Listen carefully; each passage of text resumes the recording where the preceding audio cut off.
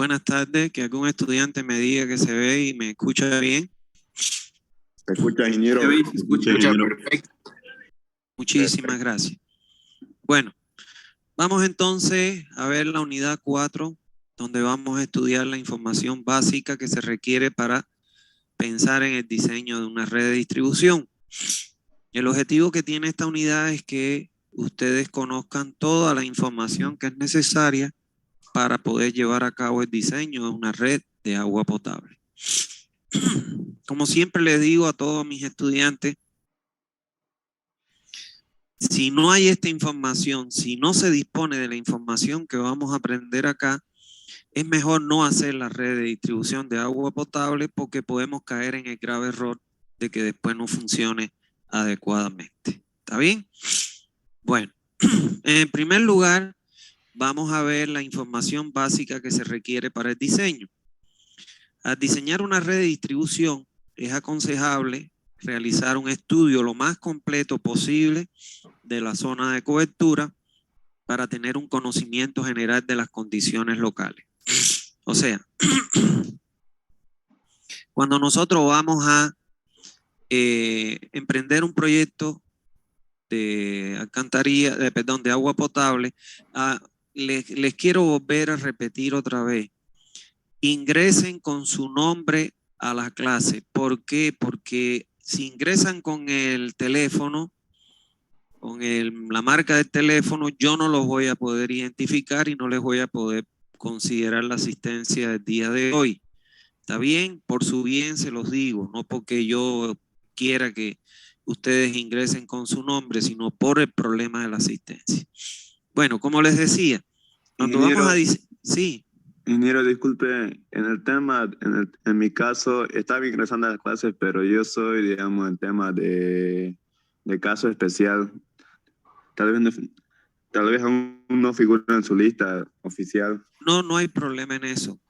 No hay problema. Bueno. Cuando ya ustedes añadan o si ya hicieron casos especiales, entonces yo les recomiendo, por favor, que me escriban a mi WhatsApp y me manden el nombre completo y los 2 apellidos. Me dicen, yo me inscribí en casos especiales y este es mi nombre y mis 2 apellidos para que yo lo incluya en la lista. ¿Está bien? Excelente, ingeniero. Muchas gracias. Ya. Bueno, como les decía, cuando nosotros vamos a diseñar una red de distribución, lo primero que tenemos que hacer es hacer un estudio lo más completo de la zona donde vamos a construir la red. Y ese estudio pasa desde buscar la información que ya existe hasta inclusive hacer un recorrido por toda la zona. Es habitual en muchos proyectistas que quieren proyectar desde el gabinete sin haber conocido la zona y poder ver qué características tiene el lugar. O sea, hasta inclusive para ver si coincide la información que me van entregando las distintas comisiones con lo que yo observo en el terreno. ¿Está bien?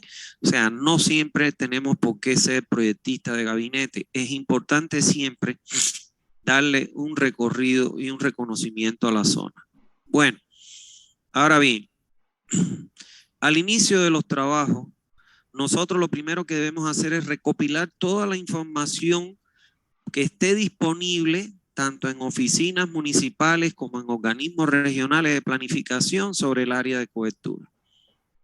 Cuando hablo de toda esta información, me refiero fundamentalmente al plano planimétrico, o sea, donde esté la planimetría de la ciudad, y el plano topográfico. Si nosotros vamos a hacer un proyecto en Santa Cruz, vamos a encontrar tranquilamente el plano planimétrico en la oficina de planificación física de la alcaldía, pero probablemente no encontremos el plano topográfico porque, bueno, no existe todavía toda la topografía de la ciudad.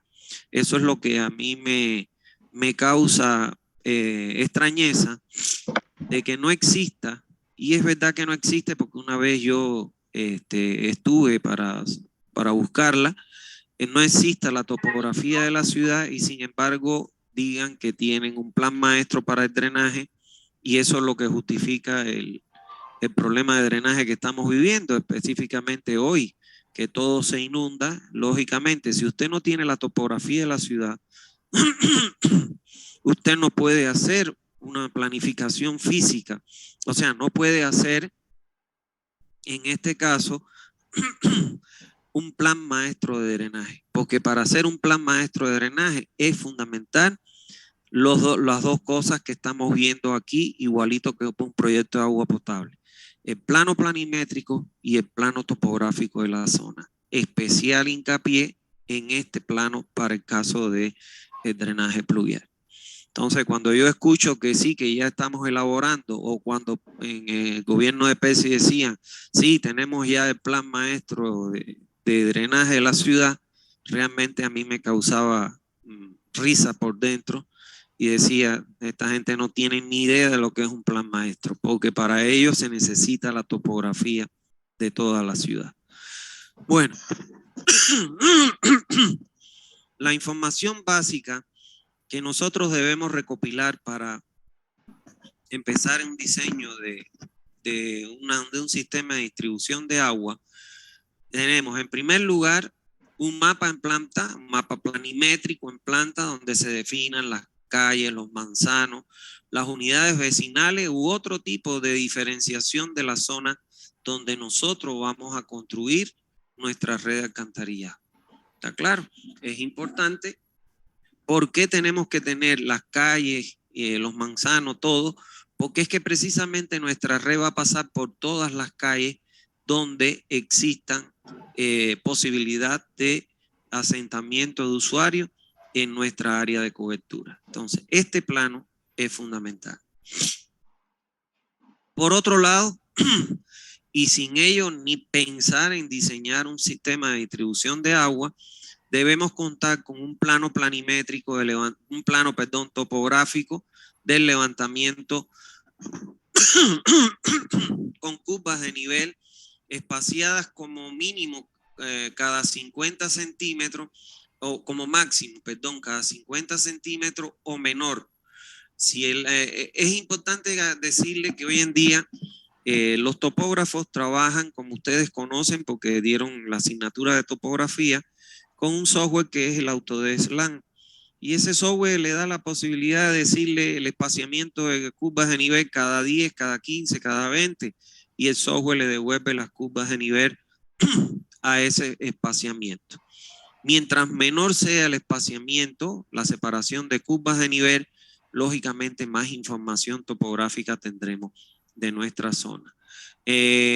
Generalmente debemos tener, aunque sea el área muy grande, un único plano donde normalmente toda la zona que abarque el sistema de distribución, y podemos emplear una escala, aunque sea pequeña, uno en 10.000, uno en 5.000, o sea que nos dé poca información, pero sí nos dé una visión general de cómo se comporta la topografía en la zona. ¿Por qué esto es importante en un proyecto?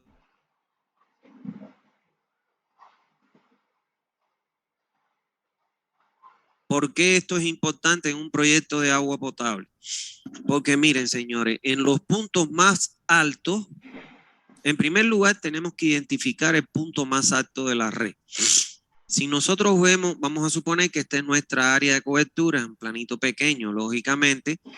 ¿Cuál es el punto más alto que tenemos? Es la cota 401. ¿Qué significa eso? Que en este sector,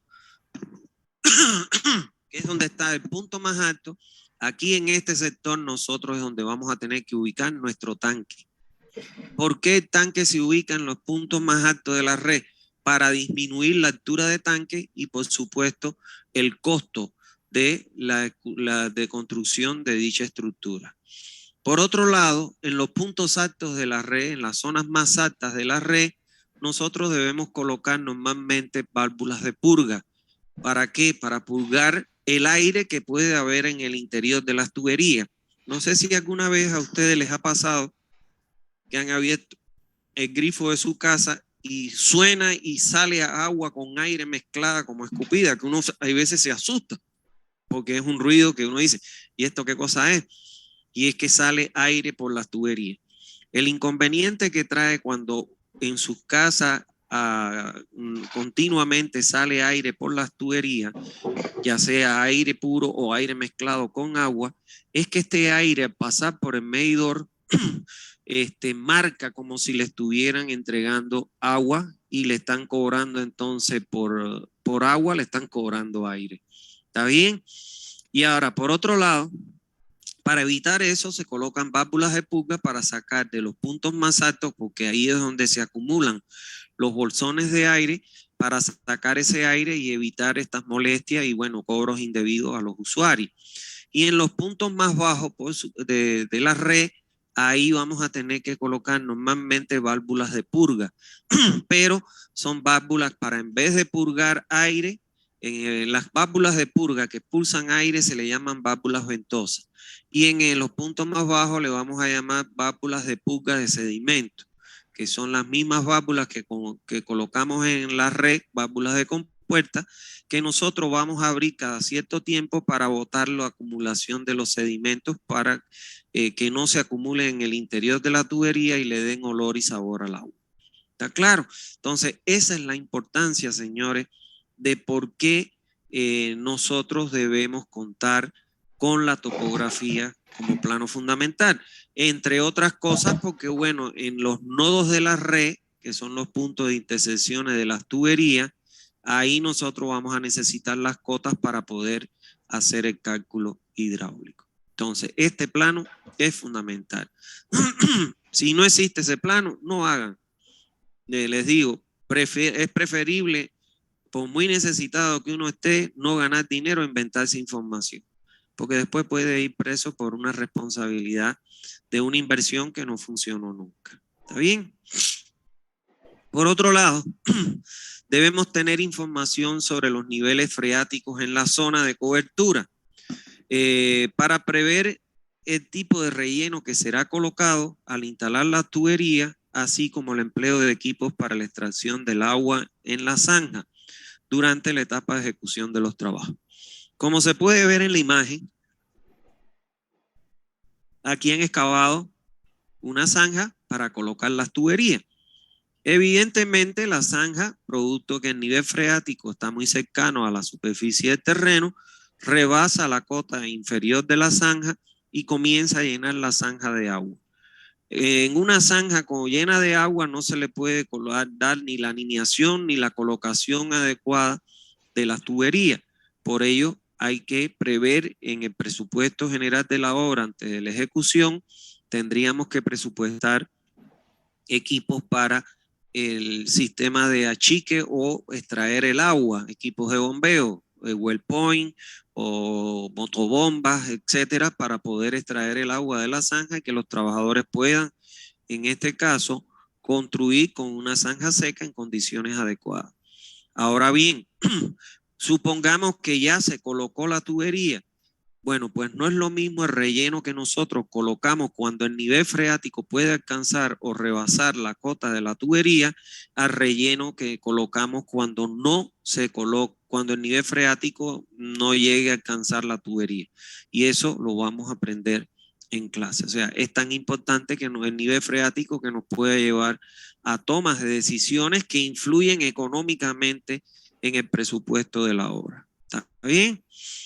Cuarto, necesitamos también datos actuales de la población regional y local que pueden ser aquí del INE, del Instituto Nacional de Estadística, donde cuando visitemos el INE debemos solicitar, en primer lugar, la población actual que está asentada en el área de cobertura. Supongamos que estamos diseñando la red para la ciudad de Guarne, por poner un ejemplo. Bueno, tengo que ir al INE Santa Cruz y ahí preguntar cuánto es la población actual en Guarne, según las estadísticas que ellos tienen. Pero además aprovechamos y pedimos la tasa de crecimiento para la ciudad de Guarne y el modelo matemático que se emplea para el procesamiento de la información de la población, en este caso en Santa Cruz. ¿Está bien? Porque Guarne es de Santa Cruz. Bueno, como quinta información, necesitamos hacer una evaluación del crecimiento de la población y del periodo de alcance del proyecto. O sea, definir a partir de la población entrando en la norma boliviana el periodo de diseño del proyecto. A ver, vamos a explicarle un poco este cuadro para que le entienda. Cuando nosotros hacemos un diseño, vamos a suponer, vamos a diseñar la red de Warner en el año 2022 en que estamos en curso. Estamos en el mes de abril de 2022. Bueno, nosotros tenemos en Warner en el mes de abril de 2022 una población actual. Y se va a constituir el 2022 nuestro año cero.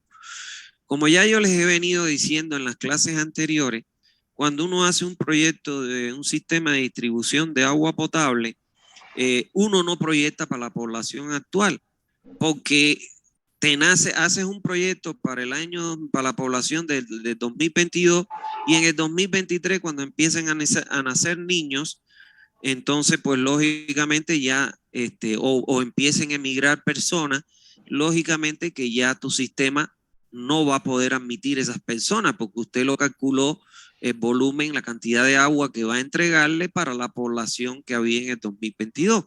Y así se va empeorando en la medida en que pasan los años y va aumentando la población. Por eso es que la norma boliviana, previendo eso, dice, bueno, no diseñemos nunca para la población actual o el año en que estamos haciendo el proyecto, que es nuestro año cero, sino diseñemos para un periodo de diseño de un número de años mayores al actual. Y entonces eso se conoce como periodo de diseño y se denomina con la letra T minúscula. Entonces, ¿qué es lo que nosotros hacemos? Con la población actual ingresamos con la población actual en la norma boliviana en una tabla que vamos a aprender acá, y en esa tabla entramos con la población actual y definimos el número de años o el periodo de diseño para el cual debemos nosotros diseñar nuestro sistema de distribución. Entonces vamos a suponer que yo ingreso con mi población actual y me da que el número de años del proyecto, el periodo de diseño, me recomiendan que sea para 20 años después del momento actual en que estoy diseñando. Y entonces yo a partir de la población actual, el índice de crecimiento y el modelo matemático, entonces yo qué es lo que hago, proyecto cuál va a ser mi población futura al cabo del número de años que me define mi periodo de diseño, que en este ejemplito es 20 años. Y entonces yo hago mi diseño de mi red para el caudal correspondiente al consumo de la población futura que corresponde a los 20 años después de que realice yo mi proyecto. ¿Está claro? Entonces eso es importante, que yo tengo que hacer ese análisis para definir a cuántos años debo proyectar mi sistema de distribución. Eso lo vamos a aprender en la próxima clase, o sea, no se tranquilo que eso lo vamos a ver en la próxima clase, pero es importante definirlo. Bueno, sexto, debo delimitar el área de cobertura de la zona, expresarla en hectáreas, y para ello, bueno, debo solicitarle a la empresa que me está contratando la poligonal que le corresponde a mi área de cobertura. A ver, hay dos elementos que son importantes cuando yo voy a hacer un proyecto. ¿Está claro? Y que son dos límites que tengo que establecer. Un límite temporal y un límite espacial. ¿Cuál va a ser mi límite temporal? Mi límite temporal me lo va a dar la norma boliviana. Cuando yo ingrese con la población actual, la norma boliviana me va a decir el límite temporal de mi proyecto. En este ejemplo que está aquí, ¿qué quiere decir? Que yo voy a diseñar para 20 años. Estoy en el 2022, más 20, 2042.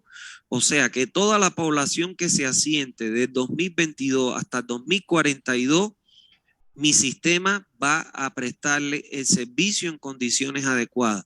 O sea, yo voy a tener capacidad para, con mi sistema, entregar los volúmenes de agua que requiere con la presión necesaria.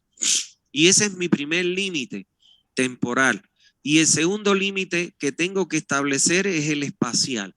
Y para establecer mi límite espacial, yo le digo, me está contratando, vamos a suponer que es la empresa de la cooperativa de Warner, COSEP, y entonces yo le tengo que decir a COSEP cuál es el límite espacial que ellos quieren que yo cubran con mi proyecto. Y entonces ellos me van a decir con una poligonal cuál es el área de cobertura que yo voy a cubrir con el proyecto. Por importante establecer estos dos límites, señores, porque es el respaldo que yo tengo como proyectista. ¿Por qué? Porque supongamos que empezó a crecer, hicieron una urbanización acá, donde tengo mi puntero, está fuera del área de cobertura y ellos le llevan con una tubería agua a esta urbanización y cuando llegan no le llega la presión adecuada ni el volumen de agua requerido. Entonces, ¿qué puede ser que ellos digan? Oye, me diseñaste un sistema que tengo una nueva urbanización y no me abastece. Ah, ya, perfecto. ¿Dónde está tu nueva urbanización? Ah, está aquí. Ah, fíjate que está fuera de los límites que usted me dijo para el cual yo diseñara la red. Casualmente yo estoy haciendo el cálculo hidráulico a la red de Warner, porque ellos no tienen, hasta ahora no tenían cálculo hidráulico, o sea, ponen tuberías a sentimiento, ¿está claro? Entonces yo les estoy haciendo el cálculo hidráulico y lo primero que yo le pedí, ¿qué cosa es? Bueno, quiero que me definan cuál es el área de cobertura que ustedes quieren que yo cubra con el servicio. Y el área que ellos me han dado de cobertura es el área que está autorizada por la autoridad del agua para que ellos presten el servicio. ¿Está bien? Entonces es importante que me delimiten esta área en esta área. Entonces, el otro problema que se puede presentar, a lo mejor en el 2043, ellos quieren servir nuevas poblaciones que se asienten después del 2043 con una red que fue diseñada para abastecer la población que se asienta hasta el 2042. Entonces, lógicamente, que ahí está fuera del límite temporal, entonces, que ellos me van a decir, bueno, ¿y ahora qué hago? Ah, o haces una ampliación a partir de recalcular la red nueva, considerando la red existente, o para ellos concibes un nuevo sistema. ¿Está claro? Entonces, eso es muy importante. Bueno, por otro lado, debo determinar cualitativamente, o sea, la calidad del agua y cuantitativamente la cantidad de agua de las fuentes existentes en la zona. O sea, para cada una de las fuentes, si es que tuviera más de una, yo tengo que tomar una muestra y ver qué calidad tiene el agua. Si es potable o no es potable. Si cumple con los 28 parámetros o no cumple. Si no cumple, tengo que hacer una planta potabilizadora. Y si cumple, bueno, pues la puedo entregar directamente a la población previa cloración antes de ingresar al sistema de distribución. Y por otro lado, tengo que ver si la fuente es capaz de darme la cantidad de agua que me va a demandar la población. Si es compatible la cantidad de agua que me puede dar la fuente con la que me va a demandar la población. Si la fuente fuera capaz de dotar la cantidad de agua que me va a dar la población para los 20 años que la estoy diseñando, perfecto, bienvenido, la fuente OK. Pero si no fuera capaz de darme el volumen de agua que me va a demandar la población, entonces tengo que buscar otra fuente para poder completar la cantidad de agua que yo necesito. ¿Está claro? Fíjense cuántas cosas hay que analizar en un proyecto. Bueno, como octavo elemento, debo hacer un levantamiento completo del sistema de agua existente en el lugar que quieren que yo les haga el proyecto, indicándose la capacidad nominal del mismo. A ver, vamos a ponerle un ejemplo que está aquí en el cuadro en azul para que ustedes puedan entender. Si fuera una población que no está asentada, yo estoy obligado a ingresar a una tabla, a las tablas que me recomienda la norma, que vamos a aprender acá y definir ahí la dotación. Pero, por ejemplo, vamos a suponer que si usted va, le dicen diseñe la red de agua potable de esta comunidad, donde ya existen gente viviendo en la comunidad y quieren poner el servicio de agua potable, usted tiene que hacer un estimado de la dotación actual. Y entonces, ¿cómo usted va a hacer el estimado de la dotación actual?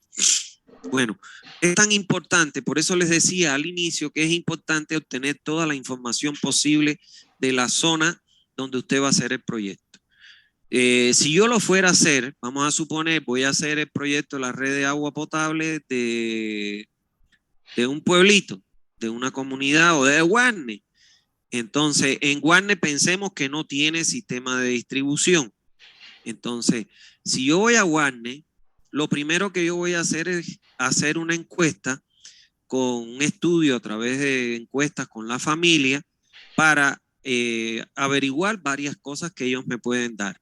Ellos no tienen sistema de distribución, pero sí de algún lugar tienen que sacar agua porque nadie puede vivir sin agua.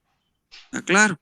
Entonces yo me puedo llegar, por ejemplo, a un domicilio y la primera pregunta que les puedo hacer es, ¿de dónde ustedes traen agua? ¿De dónde ustedes captan el agua con la que ustedes diariamente hacen sus comidas, satisfacen sus necesidades, etcétera? Y puede ser que ellos me digan, en un domicilio me digan, no, yo saco el agua de una quebrada que hay atrás. ¿Qué es la primera alerta que me está dando esa persona? Que ya tengo una fuente, una posible fuente que es una quebrada. Pero puede ser que vaya a otro lugar, en otro domicilio, y entonces me digan, por ejemplo, yo extraigo agua de un pozo que tengo en el patio. Ah, si tiene un pozo es porque hay agua subterránea. Me está alertando sobre otra fuente de agua, de abastecimiento de agua. Entonces, con esa simple pregunta, ya yo voy obteniendo información de cuáles pueden ser mis posibles fuentes de agua. Ahora, lo otro que yo quiero saber, ¿cuánto se dotan ellos de agua actualmente? Y entonces vamos a suponer que voy al lugar donde están el del pozo o el de la fuente de agua, de la quebradita. Y le digo, bueno, ¿cuántos baldes de agua ustedes sacan al día de su pozo o acarrean de su quebrada? Entonces vamos a suponer que me contestan 10 baldes por día. Ah, ya. ¿Qué capacidad tienen sus baldes? Bueno, si es de 10 litros, entonces si los baldes son de 10 litros, yo tengo que ellos sacan 10 baldes por día y lo multiplico por los 10 litros que tienen los baldes, se me van los baldes con los baldes y me quedan, ¿qué cosa? Que son 100 litros por día que ellos sacan diariamente del pozo o lo acarrean de la quebrada. Y entonces ahora lo que me queda averiguar es cuántas personas viven en su domicilio. Supongamos que me dicen 2 personas. Ah, ya. Entonces los 100 litros por día que ellos sacan dividido entre las 2 personas, la dotación actual que ellos tienen es de 50 litros por habitante y por día. Y de esa manera yo puedo estimar la dotación actual con que ellos viven. Lógicamente que es una dotación falsa. ¿Por qué? Porque no es lo mismo acarrear agua de un pozo o acarrear agua de una quebrada a que me la entreguen en un grifo en el domicilio. Voy a consumir más porque no voy a tener que ir y cargar los baldes de agua. Pero ¿para qué me sirve esto? Vamos a ver cuando veamos la próxima clase que yo tengo que suponer la dotación actual de la población, la dotación media actual. Cuando yo voy a obtener esa dotación, yo voy a tener que la norma me da un rango, por ejemplo, me da entre 70 y 90. Y cuando yo entro para la población actual entre 70 y 90, ellos están consumiendo 50, que es menor a los 70. Entonces la norma me dice en caso según los estudios socioeconómicos, usted puede rebajar el valor mínimo de la norma hasta en un 20%. Entonces yo puedo ahí adoptar, rebajar en un 20% el valor mínimo de 70 o dejarlo en 70 y partir de mi dotación, en vez de asumir 70 o 90, asumo el menos valor porque ellos están consumiendo 50 litros por habitantes por día. O sea que este estimado me permite saber en qué rango, en qué valor adoptar del rango que me da la norma. ¿Está bien? Pero eso lo vamos a aprender en la próxima clase. Bueno, por otro lado, debo hacer un levantamiento de las condiciones sanitarias de la localidad. O sea, que debo evaluar cómo se evacúan en la actualidad las aguas residuales en los domicilios. O sea, aquí ustedes podrían preguntarme, bueno, pero ¿por qué tengo yo que evaluar que en mi proyecto de agua potable hacer una evaluación de cómo evacúan las aguas residuales? Bueno, la respuesta es muy clara. ¿Por dónde va a pasar la red de agua potable? Que ustedes no lo saben, ya se los estoy diciendo. A 1 metro del cordón de la acera y a una profundidad de 80 centímetros, ahí va la red de agua potable. La red de agua potable es una red que trabaja a presión. Imagínense que, y que es posible que se pueda presentar una rotura de la tubería por un exceso de presión, porque se zafe la unión entre las tuberías y entonces pueden contaminarse el agua que botan a las calles, por las cunetas de las calles, las aguas residuales, se puede contaminar con la potable y puede enfermar la población que consume el agua con agua residual. Entonces, ¿por qué debo averiguar esos? ¿Dónde es que ellos descargan sus aguas residuales? Porque si las descargan en las cunetas de las calles, como se ve aquí, entonces, ¿qué es lo que yo tengo que hacer?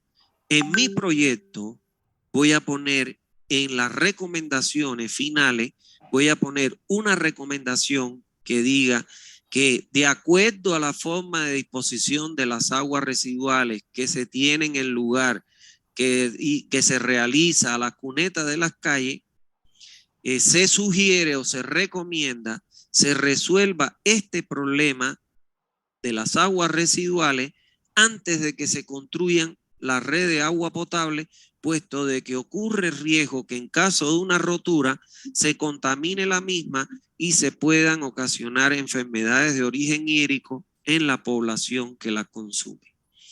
Y entonces ese es yo como proyectista, ¿qué estoy haciendo ahí? Me estoy cuidando mis espaldas. O sea, yo estoy asegurando que si mañana hacen caso omiso a lo que yo digo en mi proyecto y construyen la red y se rompe la red y se mezclan las aguas y pudiera llegar a morirse la población y me vienen a buscar a mí como proyectista, yo voy ahí a esa recomendación y le digo, yo lo advertí, que ustedes no lo tomaran en cuenta y no le dieran solución, eso no es problema mío. ¿Está claro? Esa es la importancia de hacer ese levantamiento. Ahora, esas cosas, señores, en un gabinete, en una oficina con aire acondicionado y una computadora, usted no las va a resolver. Como único usted se da cuenta es recorriendo o visitando el área de cobertura. Por eso vuelvo a lo que dije al inicio de que era necesario hacer un reconocimiento del área donde usted va a realizar el proyecto. Bueno, la otra información que necesito es obtener datos de la economía regional y local. Para conocer por qué es importante tener datos de la economía regional y local. Bueno, es muy simple, señores. En primer lugar, para conocer la economía de la zona. En segundo lugar, para conocer el ingreso promedio de las familias que se asientan en el lugar de proyecto. En tercer lugar, para definir la magnitud de las obras que se van a ejecutar para la distribución del agua. Y en ningún caso, el costo de servicio de agua a diseñarse podrá superar la capacidad de pago de la población a ser servida. De lo contrario, el sistema fracasará. A ver, señores, yo puedo diseñar para construir un sistema de distribución lo más sofisticado que hay en el mundo. O sea, en vez de que un operario, cuando vaya a cerrar una válvula, un tramo para darle mantenimiento o para hacer cualquier actividad, en vez de que el operario vaya al lugar y cierre la válvula, yo la puedo cerrar con un clic en mi computadora, por un sistema de interfase de la computadora, con una interfase que me conecta con mi válvula eléctrica o solenoide. Ahora, la pregunta es, ¿cuánto cuesta eso? Cuesta un montón de dinero.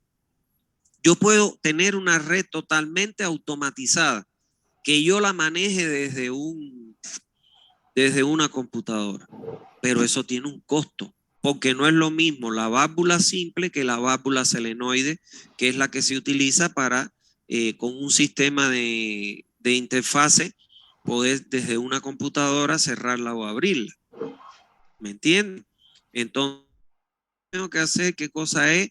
Ver cuáles las características de la economía de la zona. Y tengo que conocer, mediante un estudio que hago, en los ingresos per cápita por familia, promedio. Porque si a mí me da que el ingreso per cápita por familia, vamos a poner un ejemplo, es de 500 bolivianos, yo tengo que tomar en cuenta que en el ingreso de una familia, lo primero que se invierte en ese orden es para la alimentación. O sea, de ese dinero tengo que sacar una parte para comprar los alimentos para poder vivir, otra parte para vestirme. Fíjense ustedes en orden de prioridad. Otra parte para poder pagar los estudios de mis hijos, las escuelas. Y entonces después la otra parte para pagar los servicios básicos. En este caso, el pago del servicio de agua potable. Si de esos 500 yo le pongo que tienen que pagar 400 pesos por el sistema de distribución de agua que yo le he diseñado, solo le estoy dejando 100 para comer, para vestirse y para pagar las escuelas de los niños. No le va a alcanzar. Entonces la gente, ¿a qué le va a dar prioridad? A la comida, porque si no se muere. A vestirse y a mandar a los niños a la escuela. Entonces, ¿qué va a pasar? Va a fracasar. ¿Por qué? Porque le he puesto un sistema, le he diseñado un sistema que la población no es capaz de cubrir con sus ingresos per cápita. Entonces, eso me puede llevar a que si el dinero es abundante, entonces le pongo diseño un sistema automatizado, que lo opero desde una computadora en una oficina y con un clic y una interfase. Pero si los recursos son escasos, tan escasos, que a lo mejor no me dan para ponerle una cometida domiciliaria en un domicilio y llevarle hasta el ingreso de domicilio, ya sea en la acera o en el jardín, llevarle la cometida de agua, porque no tienen dinero para pagarlo, entonces le voy a tener que diseñar piletas públicas en las esquinas de las cuadras para que ellos vayan y traigan el agua de las piletas públicas. O sea, que es tan importante el problema de la economía que eso me puede definir el alcance que va a tener mi proyecto. ¿Está bien? Bueno, por otro lado, necesito tener datos generales de la localidad relacionados con el clima, la temperatura, la hidrología, la vegetación y las infraestructuras. Esto es muy importante para el diseño hidráulico en unos aspectos y es muy importante para saber las fechas, por ejemplo, en que voy a construir. No puedo recomendar que construyan porque lógicamente no van a poder realizar los trabajos. Y además la vegetación y todo eso, bueno, para tomar en cuenta los costos de acuerdo a las características de cada lugar. Por otro lado, debo obtener información sobre las normas técnicas que están en vigencia en el lugar donde se va a construir el sistema. Esto se refiere todo proyecto, ya vayan a hacer ustedes un proyecto estructural, un proyecto de carretera o un proyecto de agua, ustedes siempre deben tener a mano las normas. Yo particularmente, que me dedico al diseño de todo lo que es agua, porque no soy civil, yo tengo en mi escritorio todas las normas técnicas bolivianas. Las tengo ahí toditas las normas de agua potable, de alcantarillado, de instalaciones domiciliarias, las normas para presas, todas las normas las tengo.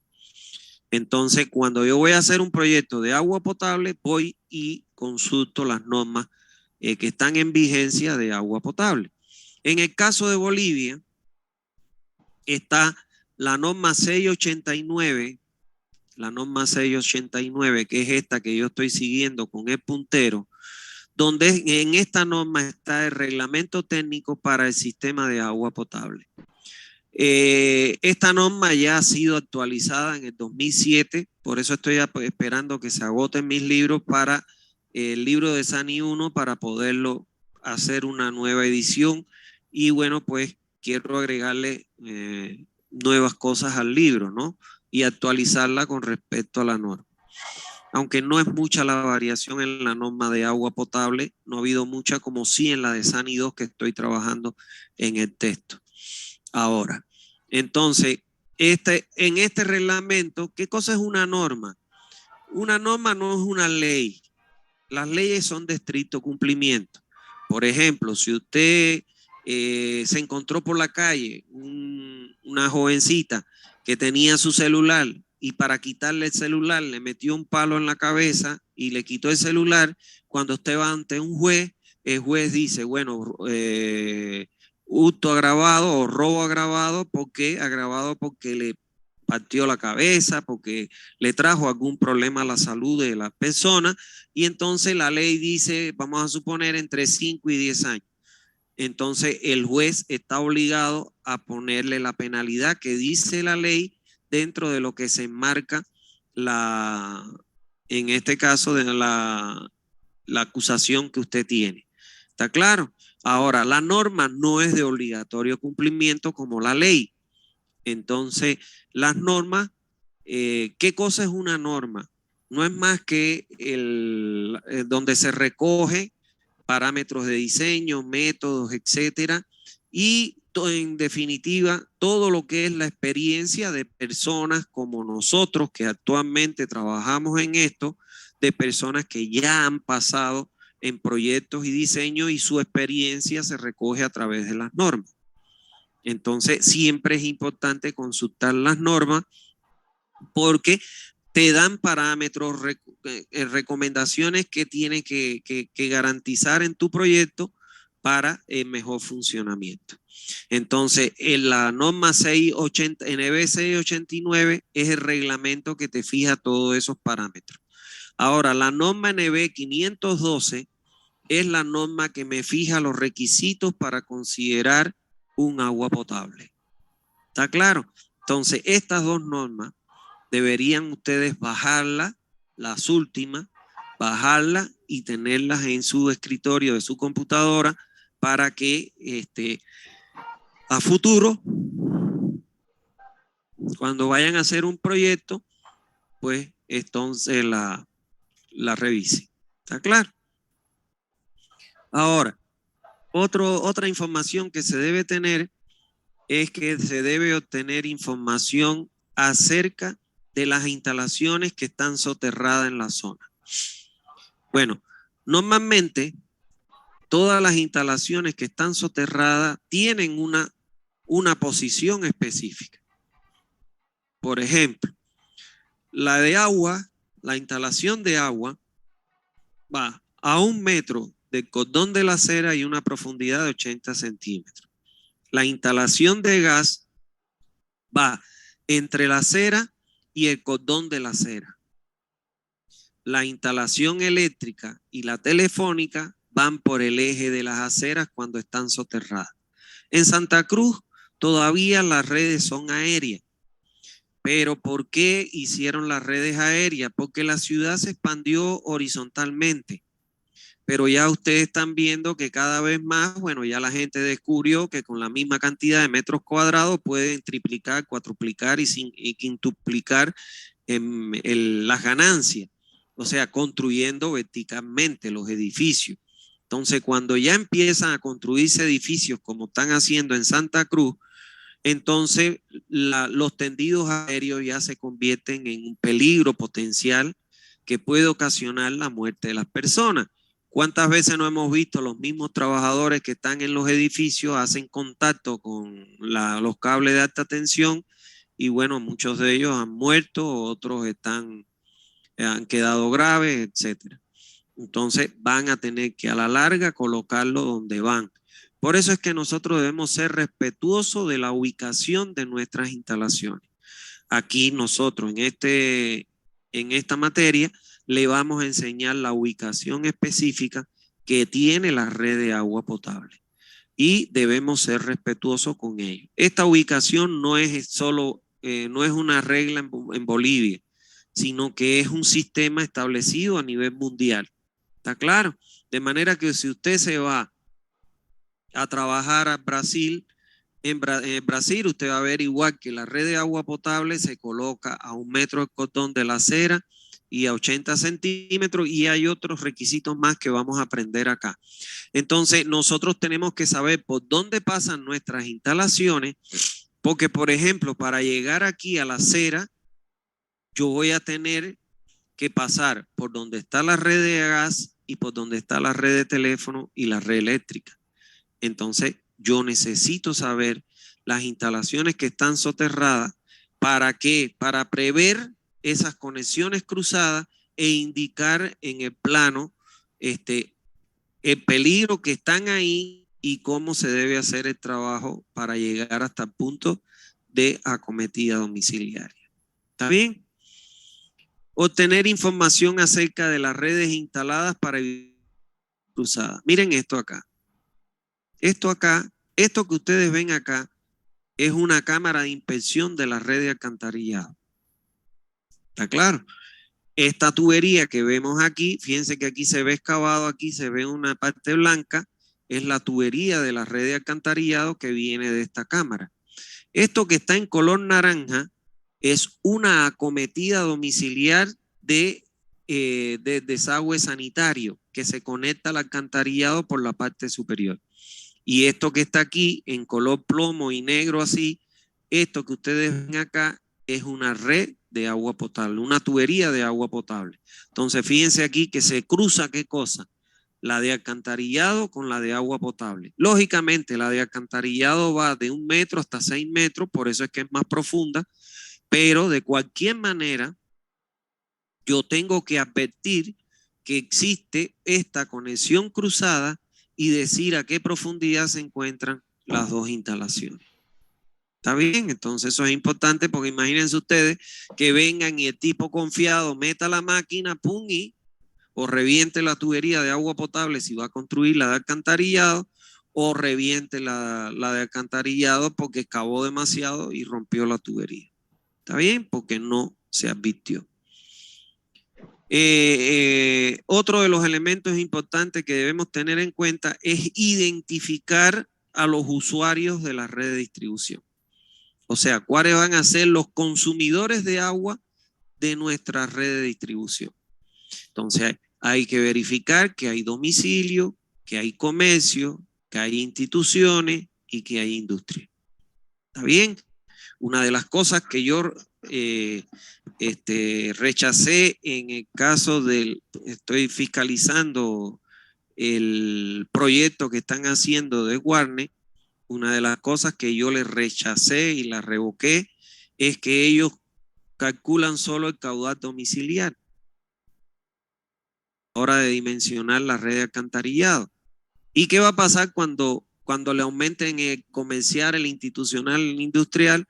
Que va a aumentar el caudal, aumenta la profundidad y puede ser que se incumpla con los requerimientos, los parámetros de diseño que establece la normativa en vigencia.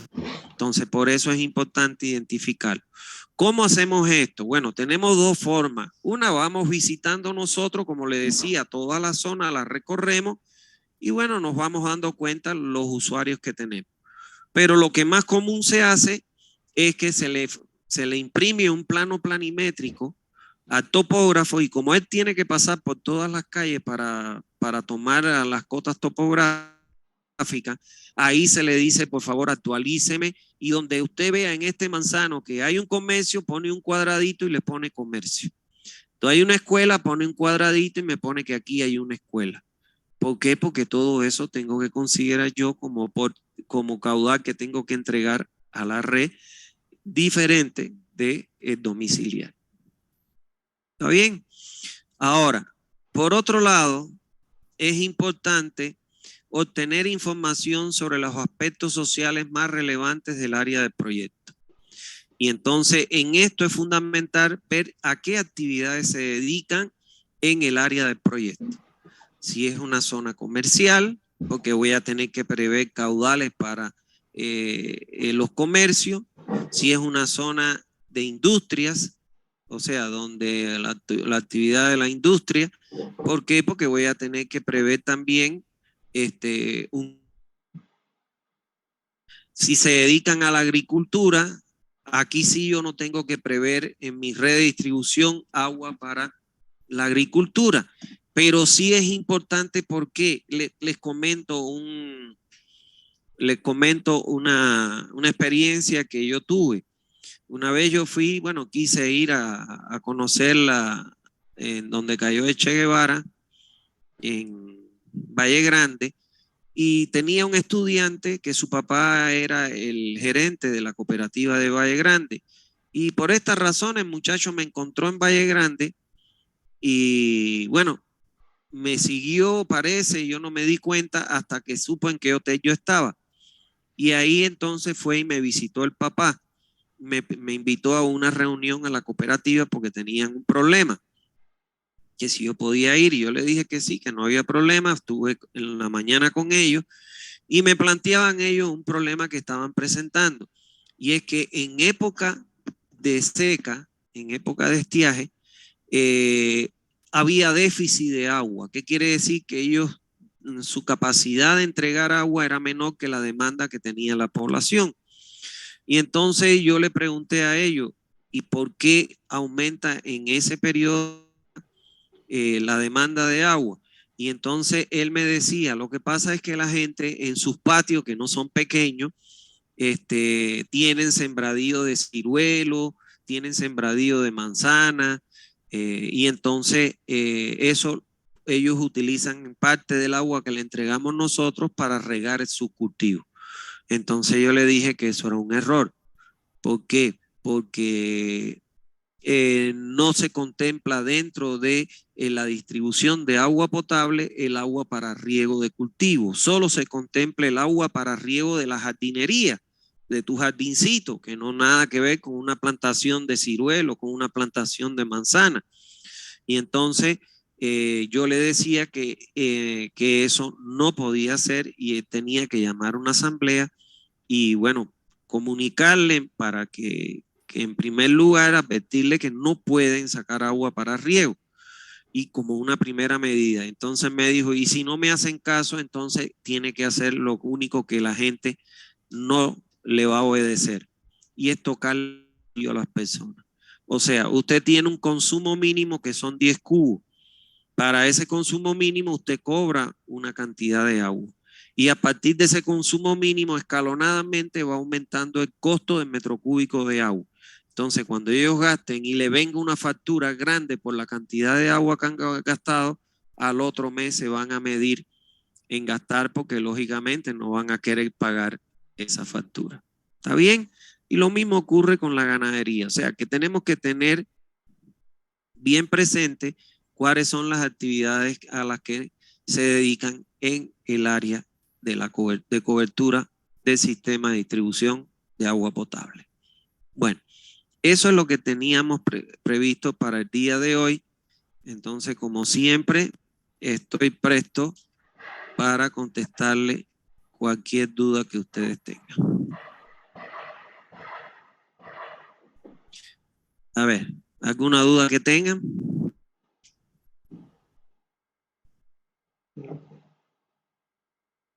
No hay duda. Buenas tardes, doctor. Buenas tardes, Vivi. Tengo una duda que se me cortó el internet y no lo puedo escuchar.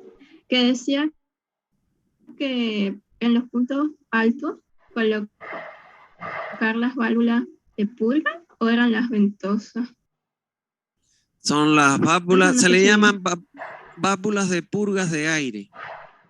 Y esas válvulas de purga de aire se le conocen, como vamos a ver aquí, que yo les voy a dar más adelante, como válvulas ventosas. ¿Está bien? Y en los puntos bajos se colocan válvulas para la purga de los sólidos. ¿Qué pasa? Que el agua potable tiene, como ustedes pueden ver ahí de los 28 parámetros que ya yo les di, tiene una cantidad de sólidos totales de hasta 1000 miligramos por litro. Entonces, normalmente en los puntos bajos, ahí se asientan esos sólidos y usted tiene que purgarlo una vez semanal, mensual, tiene que purgarlo, porque si usted deja que esos sólidos, que son partículas de tierra, arcilla, etcétera, se acumulen ahí, le pueden transmitir olor y sabor al agua. Entonces, esos son los dos tipos de válvulas que se colocan.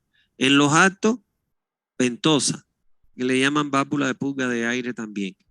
En los bajos, válvulas de compuerta para poder purgar los sólidos. ¿Te quedó claro, Vivian? Sí, muchas gracias, doctor. No, pues nada. ¿Alguna otra pregunta?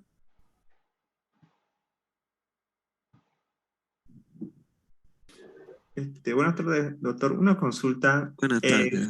sobre las fuentes subterráneas a la hora de hacer pozos someros. Yo como que donde voy a excavar va a haber agua. Ahí tenía una duda. Que cuando vaya a hacer un... Existen equipos. Hoy en día existen equipos. No sé, se has escuchado de los detectores de metales, ¿no es? Son unos equipos que tú lo pasas y cuando él detecta ciertos metales, hace un sonido o ilumina. Entonces existen equipos también para poder detectar en el subsuelo donde existe agua subterránea almacenada o acuífero. Hay empresas que prestan ese servicio. Ya. Muchas gracias. ¿Ya? ¿Alguna otra duda?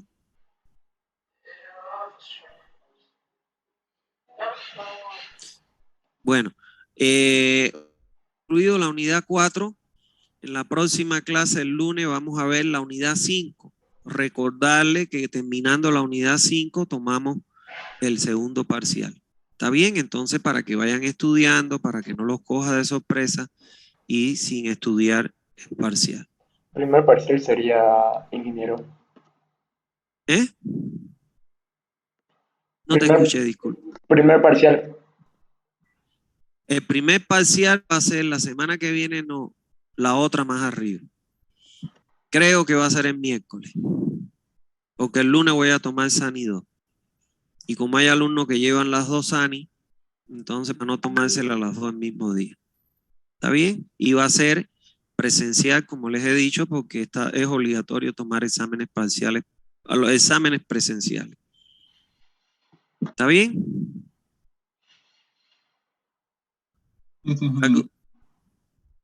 ¿Alguna otra duda, porfa? Bueno, si no hay más dudas.